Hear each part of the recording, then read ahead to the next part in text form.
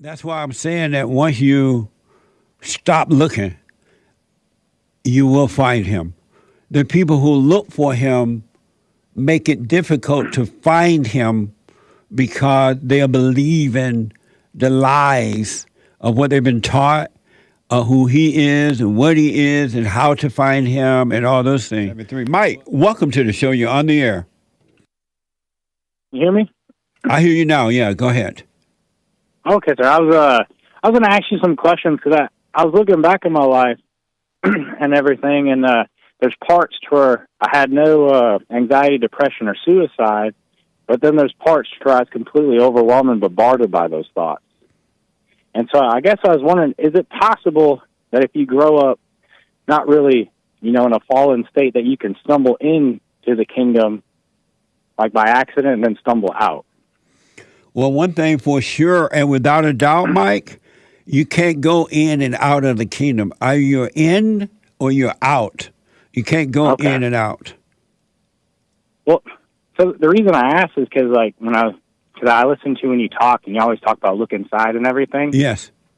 And when I was looking through my life to find out, to understand myself better and everything, is like through my whole childhood.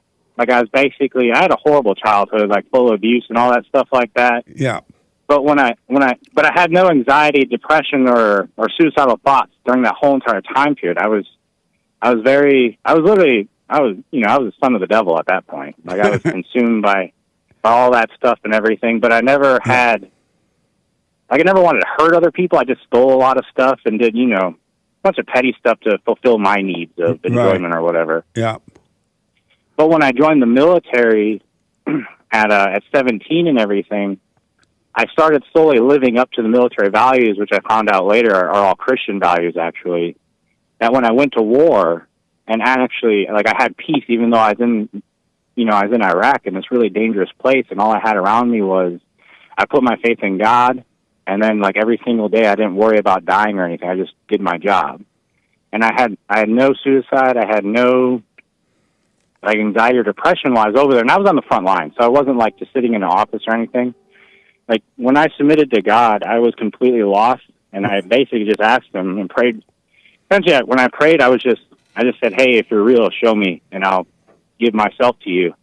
And then I was essentially showing myself, and from that day forward, I've never had a suicidal thought or anxiety or depression at all.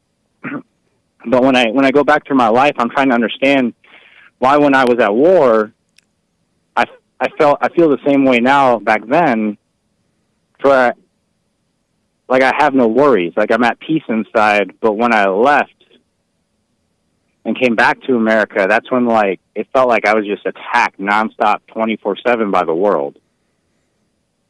So I guess I'm just trying to ask, is it possible that people will, find God without even knowing they found them, and then you kind of just lost, I guess? So your question... Does that make sense? Yeah, it does. So your question is not about how to overcome depression or anxiety or anything like that, right?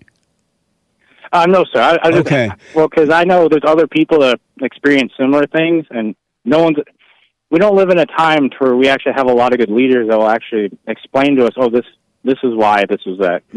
Well, not enough people like you, Jesse. Let me just say this.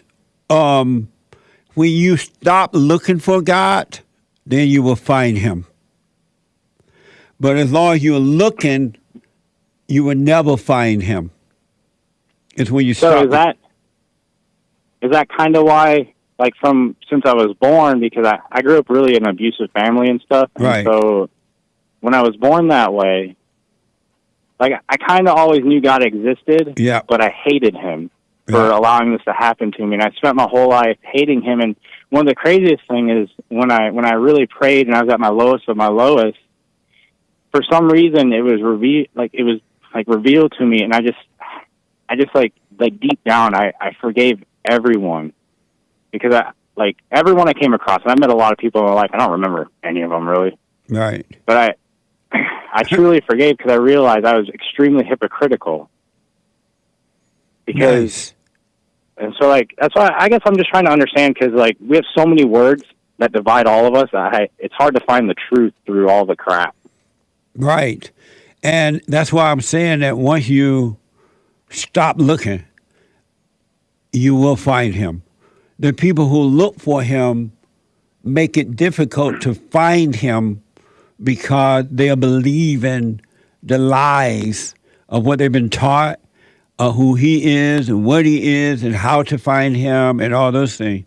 But the one thing I do want to tell you, once you enter into the kingdom, you cannot go back. And the fact that even as a kid, you knew, maybe you didn't understand, like you said, you hated God because of all that mess that was happening.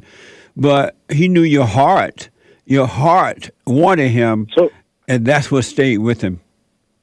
So is that kind of why, like, even through my childhood, I was never fully consumed by darkness. So, like, I would steal, like, stuff from people, but I wouldn't, I would never harm an individual. Does that make sense? So I wouldn't kill anyone. I wouldn't do anything like that. But if you had Pokemon cards, I would steal those.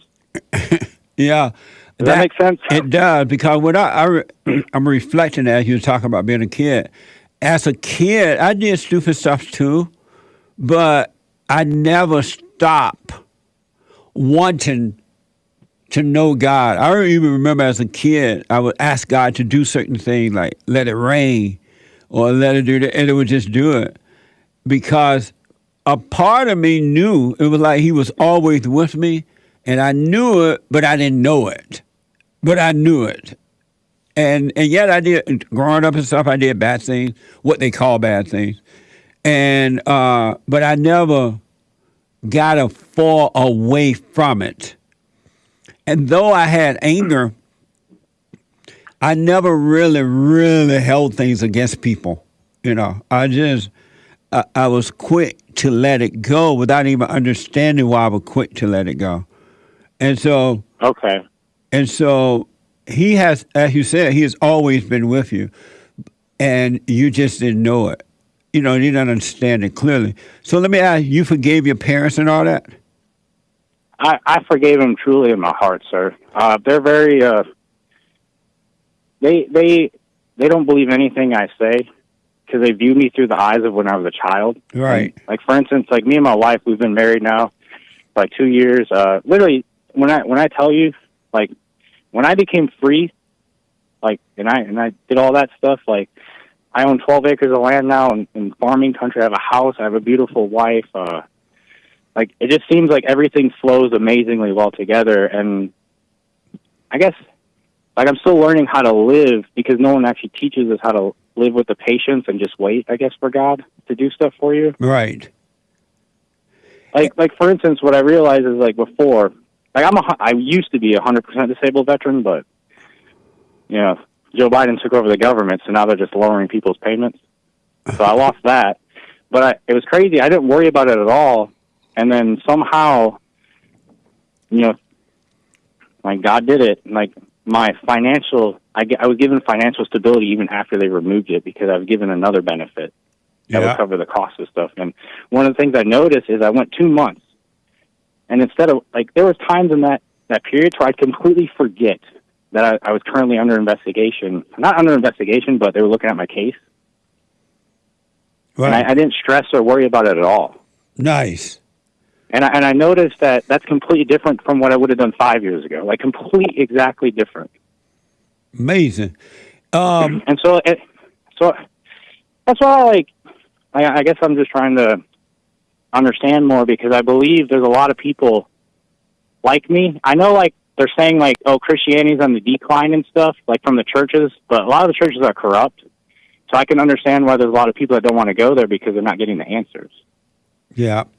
Let me ask, so you said you didn't go to your parents because they won't believe you or something? So last time I talked to my dad, he threatened to kill me by shooting me. So I kind of don't really do that.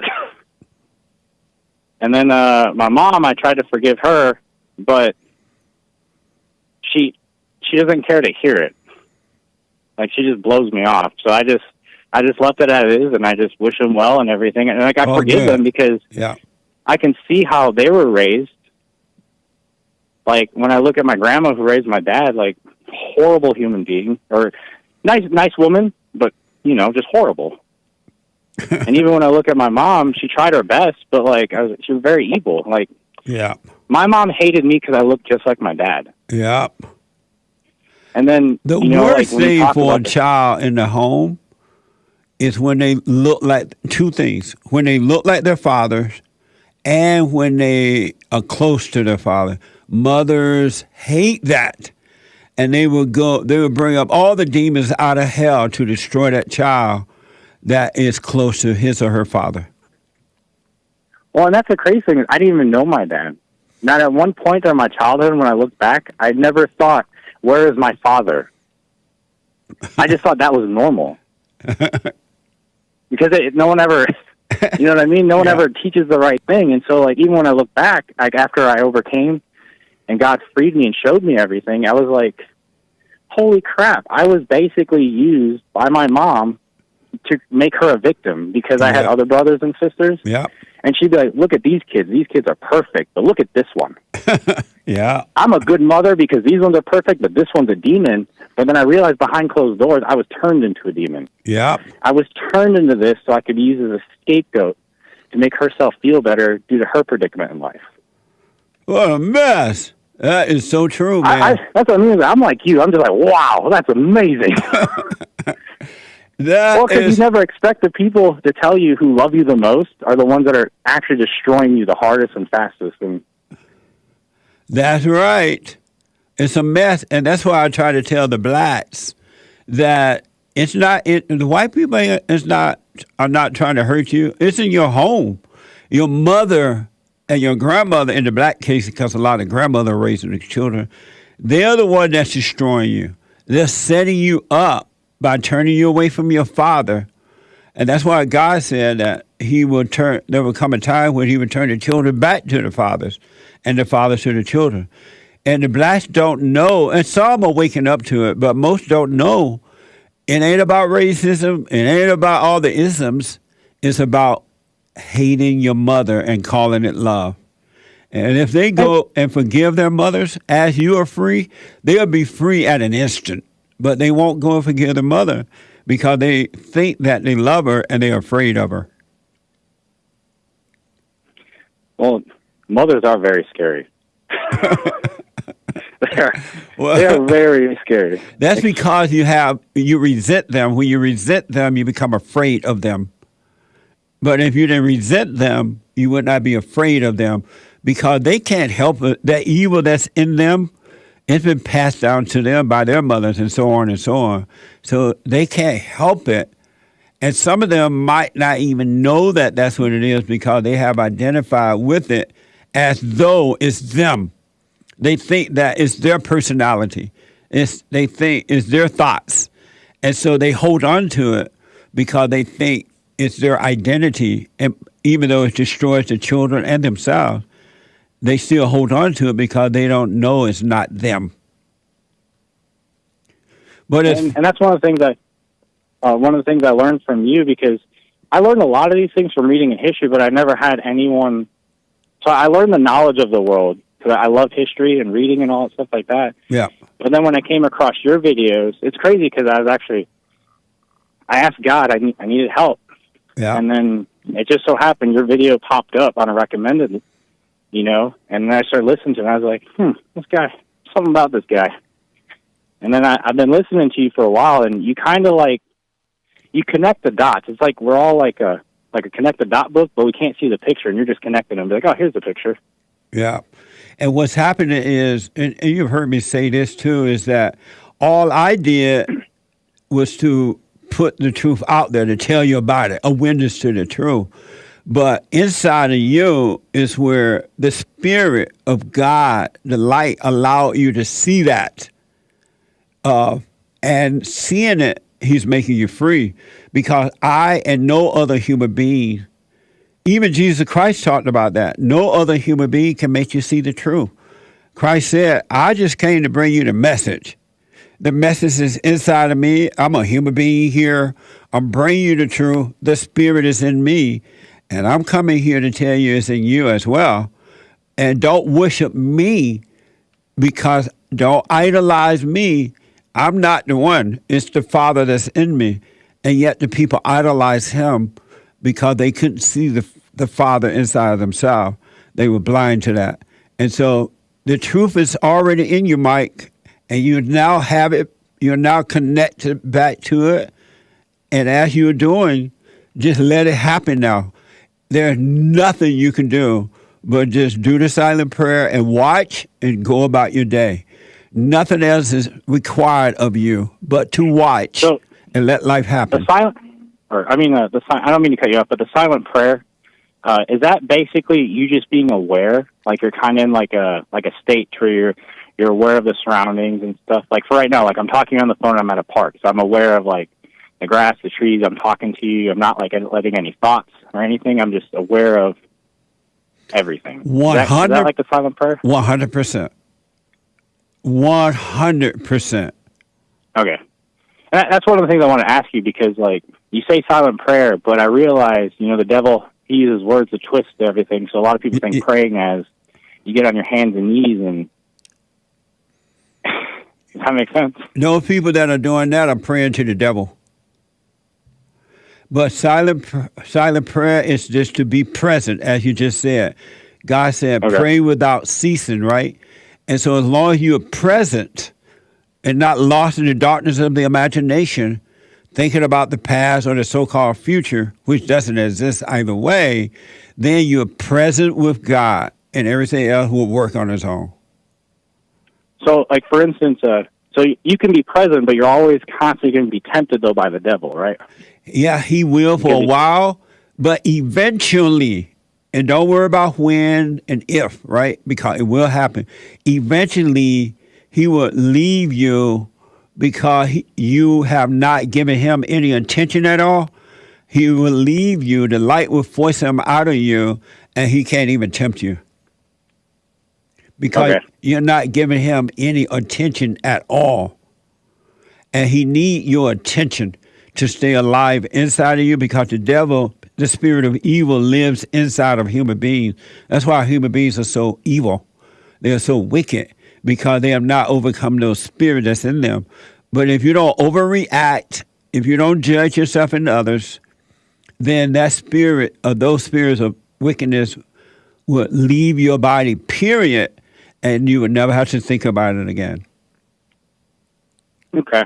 That makes more sense. That helps out on just understanding a little bit more, because like I just kind of felt like I'm like, this is right, but I don't know. It feels weird. Not in a bad way, but it's like it's weird because you're basically just winging life essentially spiritually.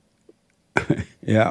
And the one thing that you're going to see, it's interesting to me, is that I didn't know until, as I grew in this, that you can literally live a life without thinking, period.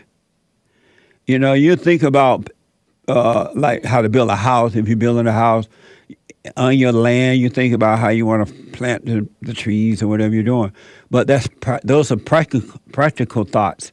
But as far as living, there are no thoughts in living at all. When you let go of all thoughts about living, then you will live. But as long as you're into thoughts about living, you're dying and not living. Okay. And then I got one more question. Yes, sir. I know you got other people talking. So when you have the spirit in you and you say God reveals, and so I'm assuming he uses discernment, right? You'll pick up on it. You just have this feeling that you either have to go do this or do that. Is that basically how it is? You would. Like it's not a thought telling you. It's just like you have this. It's a feeling inside you that says, "Go here, go do this." You may get that sometime, but if you're in the light, there's no thought into that. Whatever you need to do, or you should go, or where you should be, and what you should do, you'll just find yourself doing it. You'll just automatically do it without even thinking about it, because you're guided, you're controlled, you're influenced by the light instead of the darkness. You're not in thought. You just find yourself doing it. That's kind of where I'm stuck at right now, because I notice that when things start working out, it just kind of like blindsides you, because you're just doing life, you're just living, and then you just follow it, and then I'll focus on it, and then it kind of takes me away from it. So. Because you should never focus on it. Focus is thinking about it. You don't need to think about it. You just need to live it. And that's what the devil would do. He would make you focus on it. I've had people tell me, for 3 days, for a week, I had peace. I went in my head, and then I thought about it. And then they went back into the darkness. But don't you resist the temptation of even thinking about life, period. You will know life without thinking about it. If you think about it, you won't know it. Because all thoughts are lies. All thoughts are from the devil. All thoughts are from the spirit of evil. So, and God is not of thoughts. He's not your thoughts at all. So he'll never talk to you, but when he reveals to you, he'll reveal it to you in any way that he sees fit that you'll understand? Absolutely. It'll be clear as anything. It would be clear and without a doubt. You don't even have to think about it, really. You just live it. It would be quite clear. It's crazy because Christianity is literally the easiest but the hardest religion to follow. Because you just got to love your neighbor, but you have to give up all control of your life. That's right. Absolutely. You have to love. It's crazy. Go ahead. You what, sir? No, go ahead. I was going to say, one of the things that was revealed to me, just when, because like a lot of times when I hear you talking and stuff, you have those women that are like, I'm not going to submit to a man and stuff like that, because they've been trained and taught by this world what the word submit means. Right. But even through Jesus, men lead by example. So a woman submitting to a true Christian man should have no problem, because I already have to submit to Jesus and God. 100%. So I already led by example. Yeah. So it keeps that cycle going. Yeah. But they've broken it in America. The first question that a guy should ask a woman when he meet her, are you willing to submit to me? Are you willing to obey me, follow me? And if they say no, then the man should get up and walk away. He should be done with her, because it's just going to be a battle. Why do you hate the person you idolize? I think you hate them because you're in your fallen state and you're just envious of them, like their lifestyles or whatever, because you think that they have everything together because you're constantly told by the world that they have it all, but in reality, they don't have it. And you think that that'll solve your problem. And so you become jealous and hateful towards them. Does that make sense? I can't respond until Sunday. Oh. But I will I forgot about that. Yeah, I will put my little 2 cents in on Sunday. Yeah, so basically in your fallen state, you hate what you think will correct your life. In reality, it doesn't, because even if you achieve it, it's just a title given to you by the world. So you're just empty accomplishments. And then when you see people that have everything, you're just envious of what they have, because you think that what they have will actually fix your problem. They have this great, peaceful life, when in reality, they're probably just in the same hell you are. But the devil wants us to kill each other. So that's one of the ways he gets it. Nice. Well, I appreciate that, man. And as I said, I will put my little 2 cents in on Sunday, all right? All right. Thank you so much, sir, for taking the time and everything. And y'all have a good day and stuff. You too. Stay with it. Stay with it. Stay with it. Stay present. Stay present, and you'll be fine. It just get better. Don't worry, sir. I ain't turning back from it. Yeah, because once there's nothing in the world that can convince me to give up God, because there's nothing here worth more than that. That's right. Absolutely. Thank you, Mike. Appreciate it. You have a good day, sir. You too.